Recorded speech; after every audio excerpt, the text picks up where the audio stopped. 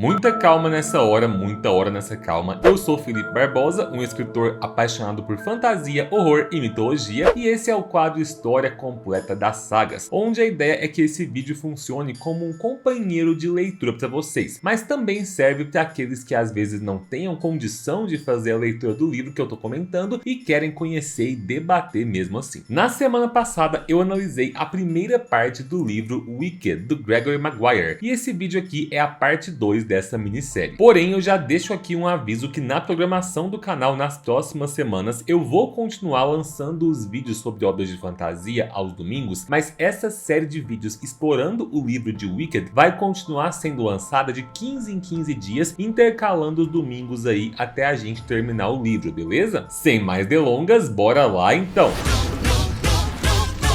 Assim como a parte 1 do livro que eu comentei no último vídeo era intitulada Munchkins, a parte 2 é intitulada Gillikin, pois é no país de Gillikin que se passa essa parte da história, e apesar de termos aqui menos capítulos que na parte 2, temos mais páginas, pois os capítulos são maiores conforme vão alternando os pontos de vista dos personagens. O capítulo 1 é intitulado Galinda, e nos apresenta o ponto de vista dessa personagem que a gente já sabe pelo livro e pelo filme do Mágico de Oz, que futuramente vai ser a bruxa boa do sul, chamada lá na frente de Glinda. Porém aqui ela ainda é uma garota de 17 anos, descendente da nobre família Arduena por parte da sua mãe, e ela sempre viveu com a sua família na pequena cidade mercadora de Frótica, que fica ali no interior de Gillikin. E agora ela está num trem a caminho da Universidade X, na qual ela foi aceita para estudar na faculdade para garotas chamada Pavilhão Craig. É explicado que a sua aia, Clutch, estava viajando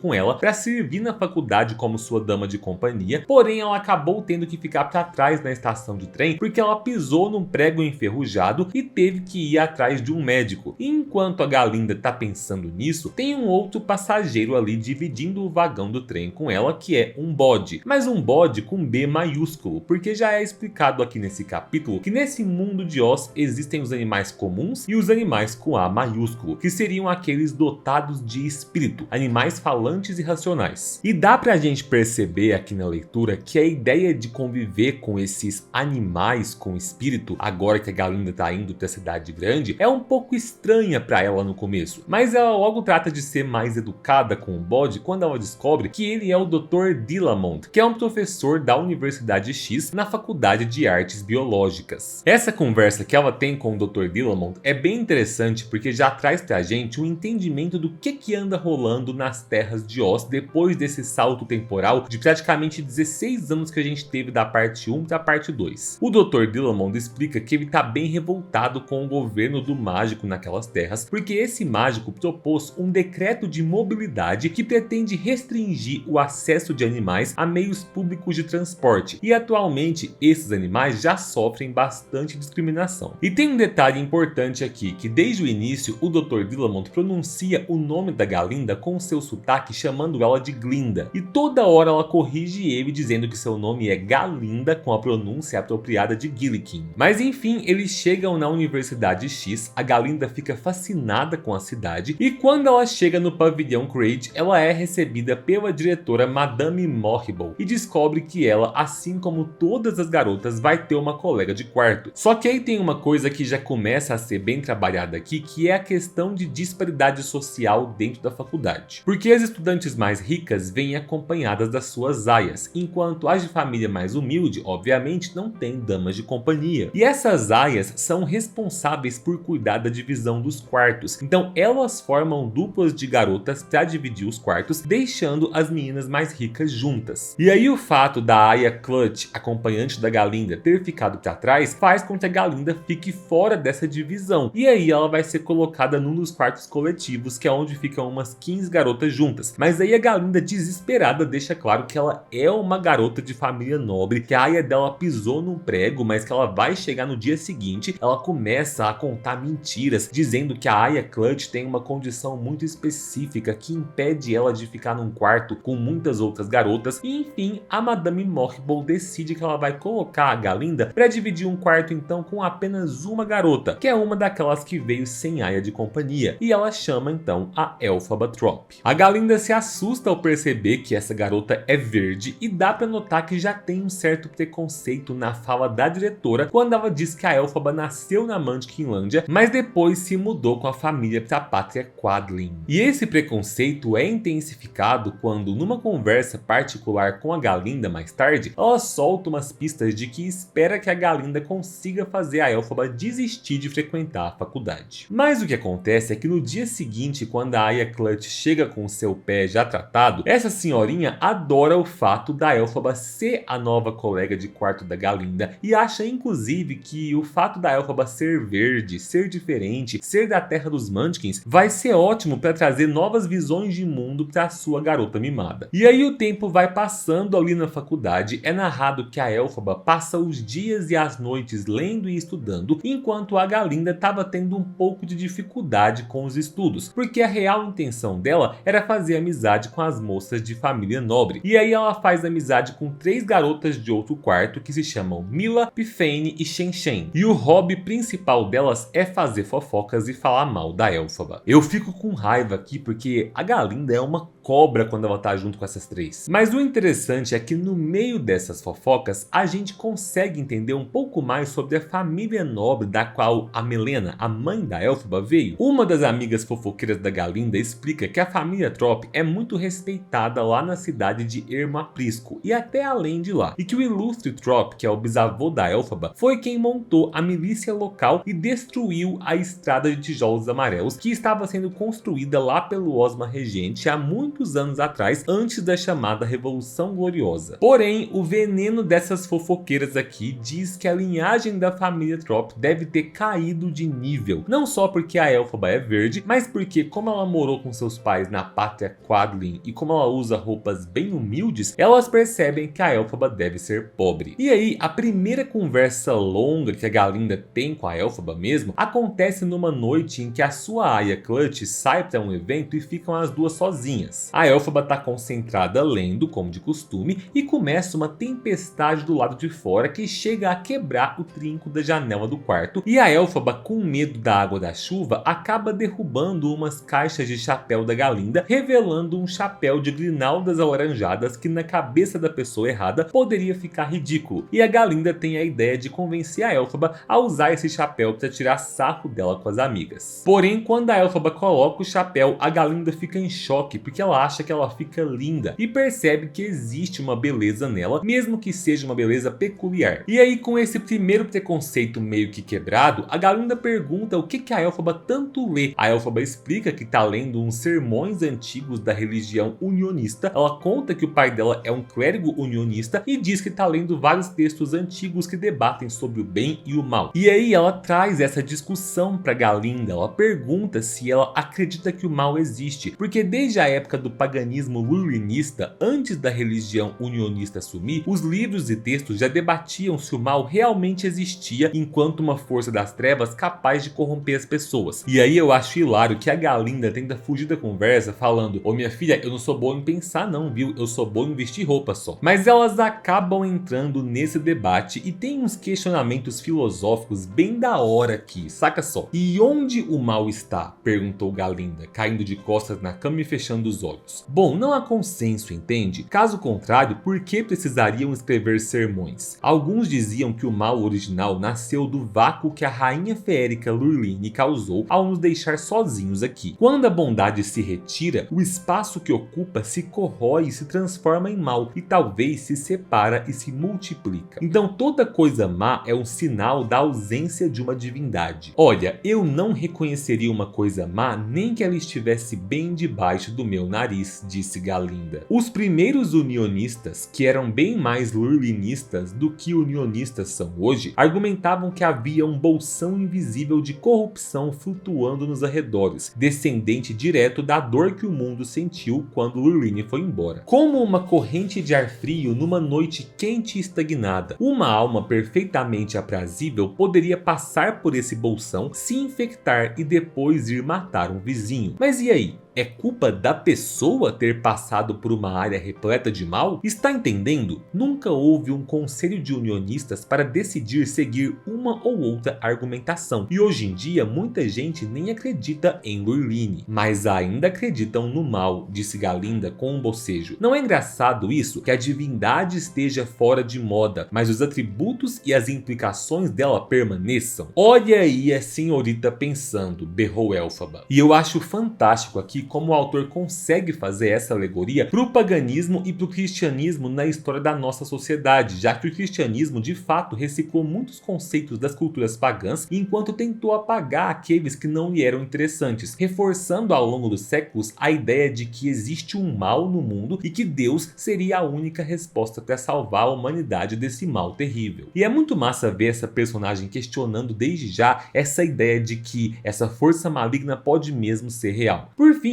rola algo interessante aqui depois que elas conversam durante essa noite, pois assim que a Aya Clutch chega no quarto, ela repara na janela quebrada, a Galinda diz que foi a tempestade e a Aya diz que a Galinda deve estar doida, porque não teve tempestade nenhuma e a noite foi super calma. E aí nas últimas partes desse capítulo, a Madame Morrible organiza um sarau de poesia com diferentes alunos das faculdades e nesse sarau tem um garoto Munchkin que reconhece a Elphaba. Ele chega perto dela e da Galinda, se aproxima, diz que o nome dele é Bock e conta pra Elphaba que ele se lembra dela, que ela foi comentada por todo mundo quando nasceu lá em Barra do Arroio, onde o pai dele era prefeito. E pra quem já leu O Mágico de Oz, deve lembrar que esse Bock é um personagem que aparece lá brevemente como um Munchkin mais velho muito rico na época em que a Dorothy chega lá no país dos Munchkins. Mas aqui ele ainda é um jovem universitário e diz pra Elphaba que, embora ela não se lembre dele, ele era uma das crianças que brincava na creche da senhora Galnet, onde a mãe da Elphaba levou ela para brincar com outras crianças e ela quase mordeu um dos garotos, lembram? Enfim, quando a Elphaba percebe que foi mesmo reconhecida por alguém da sua cidade natal, ela fica muito estressada. Ela é extremamente rude com o Bock, ofende ele e isso deixa tanto o Bock quanto a Galinda completamente confusos. E eles imaginam que essa sua infância na Munchkinlândia deve ser um tópico sensível para Elphaba. Mas a grande polêmica que rola nessa noite é que no meio dessas declamações de poesia, a Madame Morrible declama um poema super pesado que fala sobre como a obscenidade é lamentável e no meio de alguns versos um tanto confusos, ela encerra dizendo que animais devem ser vistos e não ouvidos. Isso gera um burburinho e tanto o Dr. Dillamond quanto os outros professores animais que estão ali ficam revoltados com o que para eles é obviamente uma propaganda política contra os movimentos pelos direitos dos animais com A maiúsculo. E a Elphaba mostra sua inteligência aqui, comentando com a Galinda na hora que ela percebeu o truque da Madame Morrible. Como ela tem um sotaque chique, não dava para identificar no seu último verso se ela estava se referindo a animais com A minúsculo ou A maiúsculo. Mas esse assunto gera repercussão nos dias seguintes, principalmente quando na aula do Dr. Dillamond ele explica para os seus alunos os absurdos que estão acontecendo na capital, onde o Mágico de Oz enfim publicou o Decreto da Mobilidade Animal e que esse decreto não apenas restringe o transporte dos animais, como também impede que eles consigam hospedagem, serviços públicos e até mesmo trabalhar no setor público. A Elphaba confronta a Madame Morrible por causa disso mais tarde na aula dela, o que gera uma tensão entre essas duas personagens. E aí as duas últimas páginas do capítulo brevemente relatam que no início do segundo semestre a Galinda já não estava mais aguentando ser colega de quarto da Elphaba, porque mesmo que ela tivesse começado a se entender com a garota, ela tinha muita vergonha de ser vista perto dela pelas outras pessoas. E quando ela vai perguntar para Madame Morrible se em algum momento ela vai poder trocar de colega de quarto, a Madame responde que ela pode pensar nessa possibilidade desde que quando elas chegarem no ano seguinte, na hora em que as meninas têm que escolher qual vai ser a sua especialidade, a Galinda escolha se especializar em feitiçaria, já que a Elphaba aparentemente já disse que ela tem intenção de se especializar em ciências naturais. Vamos então para o próximo capítulo, mas antes não esquece de me apoiar deixando o seu curtir nesse vídeo, se inscrevendo no canal e ativando o sininho para receber as notificações. E eu queria lembrar a todo mundo que está comprando o livro para me acompanhar nessa leitura que vocês podem usar os meus links da Amazon que eu sempre deixo aqui na descrição. não. Qualquer livro ou qualquer outro produto que você compra entrando na Amazon por esses links me ajuda financeiramente sem nenhum custo adicional para você. Bom, o segundo capítulo da parte 2 é intitulado Bock, porque vamos pro ponto de vista desse jovem Munchkin que desde que ficou conversando com a Galinda lá na noite do sarau de poesia, ficou perdidamente apaixonado por ela. E aí ele decide que seria uma boa ideia subir no telhado do celeiro ao lado do pomar, de onde ele consegue espionar a janela do quarto da Galinda na tentativa de ver ela, mas ele é flagrado pela Elphaba que estava ali na horta. Ele acaba caindo do telhado, contudo a Elphaba diz para ele que vai conseguir o encontro entre ele e a Galinda ali naquele pomar daqui 3 noites. Acontece que quando chega essa terceira noite, esse encontro acontece, mas a gente vê que a Elphaba foi meio maldosa com ele, porque ela insistiu com a Galinda até ela aceitar se encontrar com o Bock, mas a Galinda só foi até lá para meio que dar um pé na bunda do garoto, para falar que eles não podiam ficar juntos porque eram de culturas e classes sociais diferentes, mas que ela achou nobre da parte dela falar isso para ele pessoalmente. E a Elphaba foi junto nesse encontro entre os dois como acompanhante da Galinda, mas na verdade porque ela queria ver o garoto ser humilhado e ela ainda ficou provocando ele. E assim, tudo bem, eu sei que ele tinha sido um escroto ao querer espiar a Galinda sem roupa pela janela, mas essa vingancinha da Elphaba com ele aqui é bem maliciosa, o que já mostra pra gente que ela não é uma coitadinha inocente. Acontece que algum tempo depois, o Bock e a Galinda voltam a se esbarrar no início do verão, quando o Bock começou a trabalhar no emprego de férias na biblioteca. A Galinda fica meio sem graça quando ele fala com ela perto das suas amigas, a Pfenny e a Shanshan. E ela conta que, enquanto a menina rica que ela é, obviamente ela não vai ficar ali nas férias de verão trabalhando. Ela vai para uma casa do lago da família da Pfenny. Diferente da Elphaba, ela conta que a Elphaba vai ficar por ali na faculdade mesmo, até porque a Elf conseguiu um trabalho como assistente do Dr. Dillamond, o que deixa o Bock extremamente fascinado porque ele idolatra o trabalho do professor Bode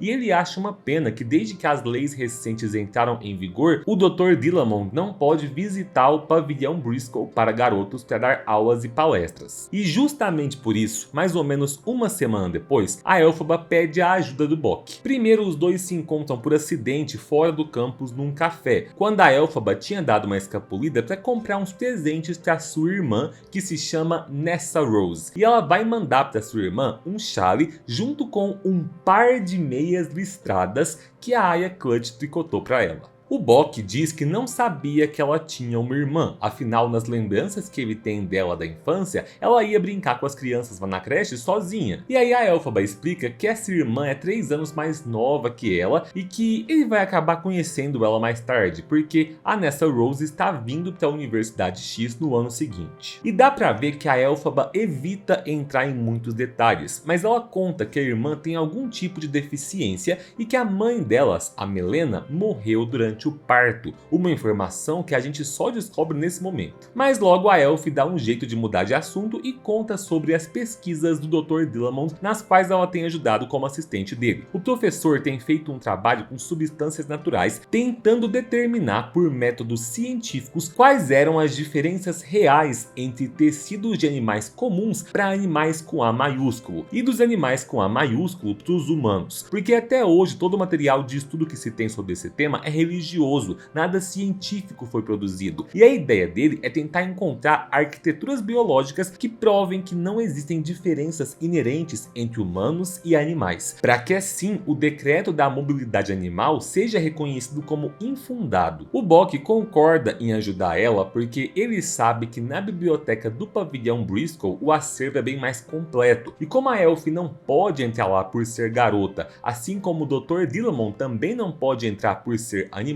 o Bock se dispõe a pegar os livros dos quais eles precisam. Nas semanas seguintes então, o Bock conta com a ajuda dos seus dois amigos Crop e Tibet, que são dois filhinhos de papai riquinhos vindos da cidade de Esmeraldas, mas que adoram a ideia de uma missão secreta. Então os dois se dispõem a ajudar nas pesquisas e se encontram com o Bock e a Elphaba toda semana no café para mostrar o que descobriram. As orientações do Dr. Dillamond foram para que eles encontrassem dissertações tanto dos pagãos cristãos lurlinistas quanto dos monoteístas unionistas, que discorreram sobre como os animais comuns e os animais com A maiúsculo foram criados e diferenciados, para poder trazer para a pesquisa dele as ideias que os ancestrais deles tinham sobre essa questão. A teoria pagã lurlinista que eles descobrem é que no passado teria acontecido uma grande inundação nas terras de Oz, que foi causada pela urina da rainha feérica Lurline. Essa inundação teria originado o rio Gillikin e assustou muitos animais. Os que tiveram força e coragem para nadar e chegar à outra margem receberam os dons da consciência e da linguagem. Já os que ficaram para trás continuaram a ser animais irracionais. Já outra teoria que vem dos unionistas diz que essa tal inundação foi causada pelas lágrimas do Deus inominável e que aqueles animais que ingeriram as lágrimas desse Deus se tornaram racionais, construíram jangadas e salvaram os animais comuns do afogamento. Porém, a teoria mais polêmica que eles encontram é que os animais com A maiúsculo teriam sido animais transformados através da magia de bruxas do passado, que eram chamadas de bruxas cúmbricas, que ninguém sabe se de fato existiram ou não. A tal da fé indulgente, que era aquela corrente voltada para magia que o pai da Elphaba, o clérigo Frex, já condenava desde o primeiro capítulo do livro, lembram? Então, ela traz uma ideia de que, independente de qual foi a entidade que trouxe racionalidade para esses animais no passado, seja a Lurline, seja o Deus inominado ou seja uma bruxa, hoje em dia a magia seria capaz de replicar esse feito. E aí rola um debate muito interessante aqui entre o grupo, porque quando a Elphaba comenta que não existem provas concretas de que a magia é forte a esse ponto, o colega do Bock argumenta que também não existem provas concretas de que Deus é forte a esse ponto. Então a Elphaba percebe que o mesmo argumento que é contrário à ideia de magia também é contrário à ideia de Deus. Só que essa discussão é interrompida quando eles percebem que estão sendo espionados pelo Grommatic. O Grommatic é uma criatura tic-taquiante, um serzinho metálico que trabalha no pavilhão Crate e serve a Madame Morrible. E a Elphaba fica bem desconfiada ao ver que ele estava observando ela. Acontece que na sessão seguinte do capítulo, a Elphaba tem que aceitar a ideia desse Grommatic ser o seu acompanhante de viagem, porque rola o seguinte: a Elf recebe uma carta da Galinda convidando ela para ir passar uns dias na casa do lago da Pfenny e dando a entender que ela estaria precisando dela. Só que as garotas da faculdade não podem viajar desacompanhadas. Então o Bock, ainda apaixonado pela Galinda, insiste que a Elf deve ir nessa viagem para ver se a Galinda está precisando de alguma ajuda.